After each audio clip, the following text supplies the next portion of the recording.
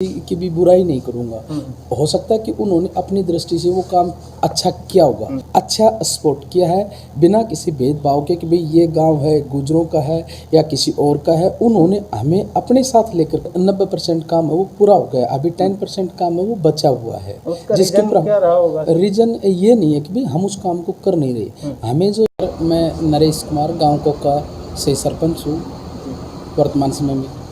Sir, जो पिछली अभी जो योजना चल रही है आपकी, इसमें आपका क्या कार्यकाल रहा है? सर हमारे गांव का जो विकास कार्य बहुत अच्छा रहा है इन 4.5 साल में।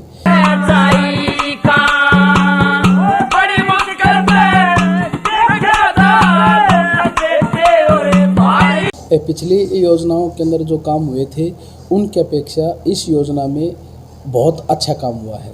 हमारे गांव के अंदर जो पीछे फिरनी थी वो सारी कच्ची थी, केवल 1-2 फिरनी ऐसी थी जो पक्की बनी हुई थी। गांव के अंदर एंट्री करते ही सारी फिरनी थी वो कच्ची थी। लोगों को पैदल निकलने में भी बहुत भारी असुविधा होती थी। गड्ढे थे, 27.5 फीट की फिरनी थी लेकिन वो सारी साइडों से दबी हुई थी। लेकिन हमने गांव के सबसे पहले पैमाइश करवाई। पैमाइश करवाने के पश्चात हमें सरकार से HRDF के तहत पैसा मिला और उस पैसे से हमने गांव की फिरनी स्टार्ट की एक साइड से बिना किसी भेदभाव के। गांव के अंदर भी इस आदमी ने वोट दिया, इसने नहीं दिया, सभी आदमियों को एक साथ लेकर के मिल करके और सारी फिरनी को पक्का किया।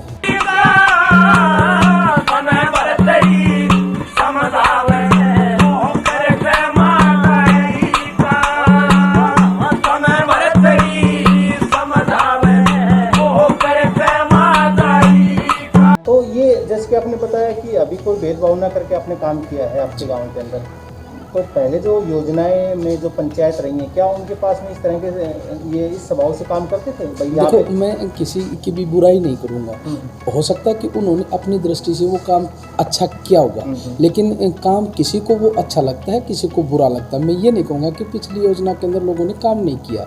उस वक्त सुविधाएं होती थी वो कम होती थी, सरकार की तरफ से जो सहायता मिला करती थी वो कम मिला करती थी। लेकिन हमें अब की बार बहन संतोष यादव ने अच्छा सपोर्ट किया है बिना किसी भेदभाव के कि भाई ये गांव है गुजरों का है या किसी और का है। उन्होंने हमें अपने साथ लेकर के ना और बहुत बढ़िया सहायता की हमारी। हमने गांव का एक पॉइंट से काम स्टार्ट किया था, PWD की रोड से। सबसे पहले हमें बहन जी ने 5.5 लाख रुपए दिए थे। जो हमारा पुराना कुआं है उस इलाके का सारा काम पक्का करा है। पुराना कुआं गाँव के अंदर है। अच्छा, उसके अंदर जाड़ बाड़ की जो सुविधा होनी चाहिए वो जाल पुराना कुआं है, हमने उस कुएं के ऊपर लोहे का जाल डाला हुआ है, चबूतरा बना रखा है, चबूतरे के ऊपर टाइलें लगा दी, पानी का एक बड़ा सा टैंक बना हुआ है, उसके नीचे खेड़ बनी हुई है।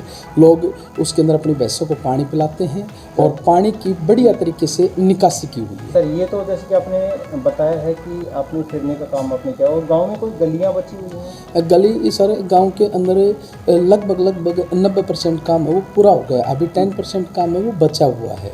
जिसके क्या रहा होगा? रीजन ये नहीं है कि भाई हम उस काम को कर नहीं रहे। हमें जो सहायता राशि मिली थी उस सहायता राशि से जितना काम हमारा पूरा हुआ है हम उसको कर चुके।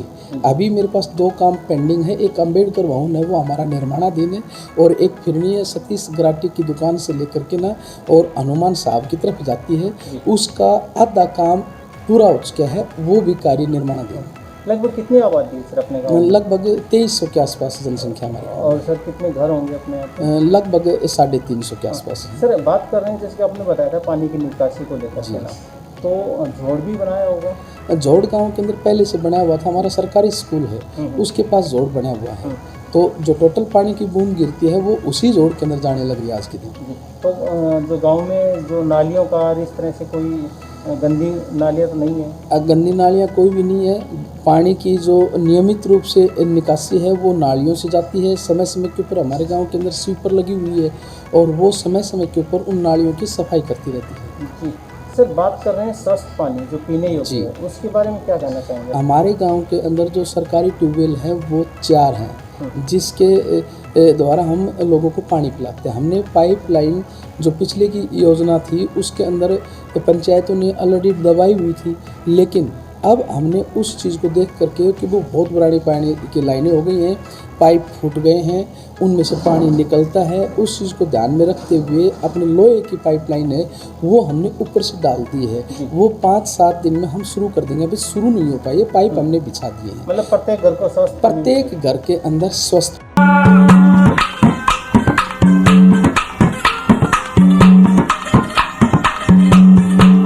पानी जा रहा है। सर, एक चीज़ आती है देखने में, काफ़ी सारे घरों के अंदर नल तो लग जाते हैं लेकिन पानी की बेफिजूल वो यूज़ करते हैं, बाहर नदियों में बहता है, तो उसके लिए क्या बंदोबस्त? कुछ लोग ऐसे हैं जो नल लगा रखा है, अपना पानी भरने के बाद उसको ऑन छोड़ देते। ऑन का मतलब उनके पास वाल नहीं लगा हुआ है, टूटी नहीं लगी हुई है। हमने लोगों को प्रेरित कर करके जो ही हम जाते हैं, हमें यूँ देखता है कि यहाँ से पानी निकल रहा है, हम अगले के घर के पास जाते हैं, उसको देखते हैं। देखने के पश्चात हम अगले आदमी को मोटिवेट करते हैं, दबाव तो डालते नहीं लेकिन मोटिवेट करते हैं उसको, जैसे तैसे कह करके उनके ठुट्ठी लगवाते हैं, उसको वाल से करते हैं और फिर बंद करवा देते हैं उसको। सर, बात जैसे आ रही है अभी पर्यावरण को लेकर के, जी, पर्यावरण के लिए किस तरह के कदम उठा रहे हैं? सर जब से हमारी पंचायत आई है, सरकार ने एक बहुत अच्छी योजना शुरू कर रखी है कि भाई हर साल हमें पौधे देते हैं वो गांव में लगाने के लिए।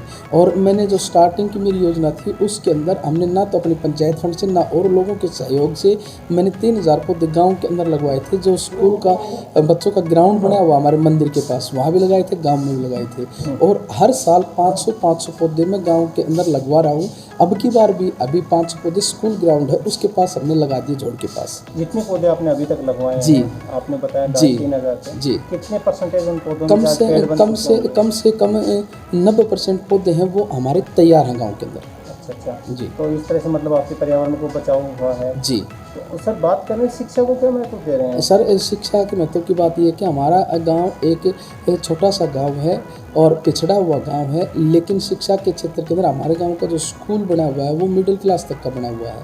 हमारे गांव के बच्चे कुछ ऐसे हैं जो सरकारी स्कूल में जाते हैं। सरकारी स्कूल के अंदर और गांव की अपेक्षा हमारे बच्चों की संख्या अच्छी है।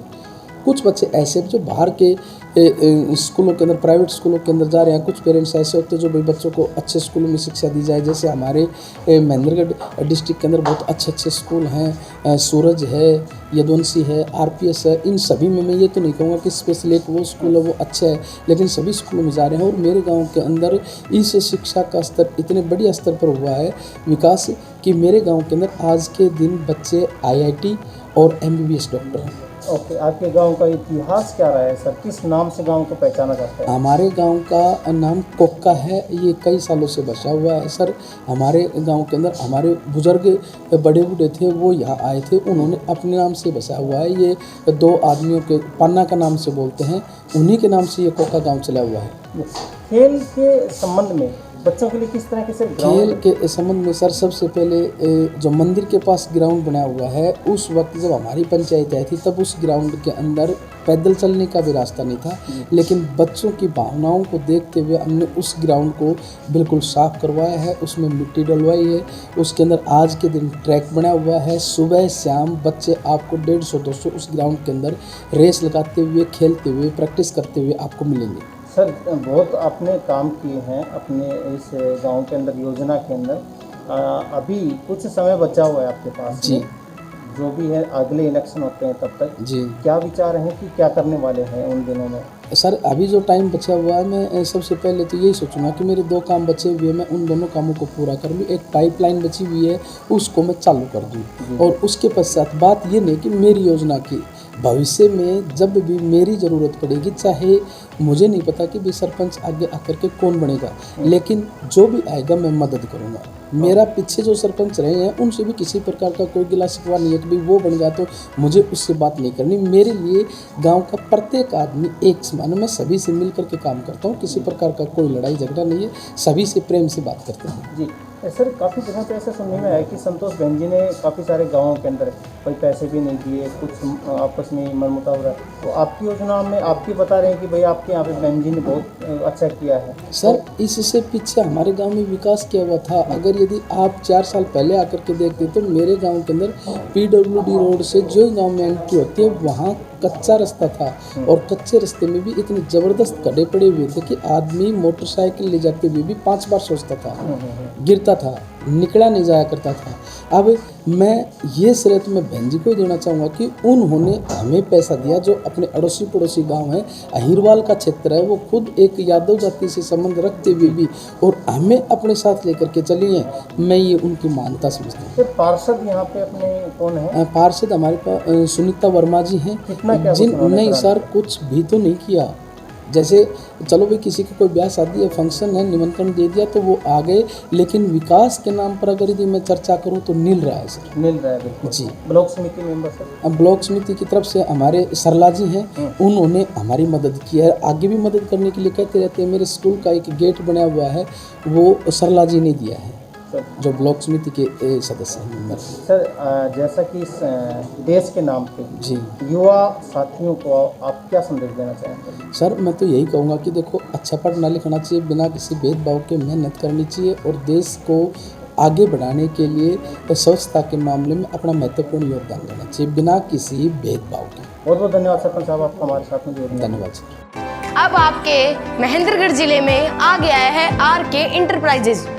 किसान भाइयों के लिए खुशखबरी ये है, अब आप बनवा सकते हैं ट्रैक्टर के लिए ट्रॉली व डंपर, साथ में आप बनवा सकते हैं चौखट, जंगले, लोहे से बने अन्य वस्तु। नए पुराने पॉली हाउस बेचने या व खरीदने के लिए संपर्क करें। यहाँ पर मिलेगी आपको लोहे से बनी विभिन्न प्रकार की हर वस्तुएं। लोहे के ट्यूब, एंगल व पंप लेने के लिए भी संपर्क आप कर सकते हैं। हमारा एड्रेस है नज़दीकी शिव शक्ति धर्मकाटा मोड़ी, मंदोला रोड, भोजावास, जिला महेंद्रगढ़। आपका अपना आरके इंटरप्राइजेज भोजावास। संपर्क करें 9416773726 व 7015828460।